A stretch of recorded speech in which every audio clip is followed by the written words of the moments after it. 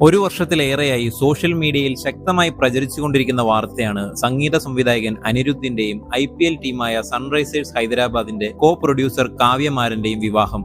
ഈ വർഷം തന്നെ ഇരുവരുടെയും വിവാഹമുണ്ടാകും എന്നാണ് നിലവിൽ പുറത്തുവരുന്ന വാർത്തകൾ. വിവാഹത്തിന് രണ്ട് വീട്ടുകാരും സമ്മതം അറിയിച്ചുവെന്നാണ് അറിയാൻ കഴിയുന്നത്.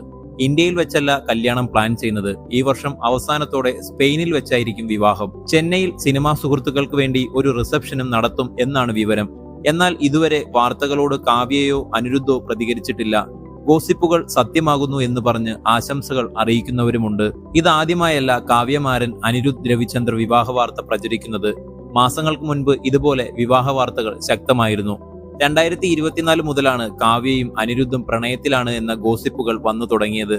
പിന്നാലെ ഇരുവരും വിദേശ രാജ്യത്ത് അവധി ആഘോഷിക്കുന്ന ചിത്രങ്ങൾ എന്ന് പറഞ്ഞ് ഏതാനും ഫോട്ടോകൾ വൈറലായിരുന്നു. എന്നാൽ പ്രണയത്തെക്കുറിച്ച് ഇരുവരും ഔദ്യോഗികമായി പ്രതികരിച്ചിട്ടില്ല. ഇന്ത്യയിലെ ഏറ്റവും സമ്പന്നരായവരിൽ ഒരാളായ കലാനിധി മാരന്റെ മകളാണ് കാവ്യമാരൻ.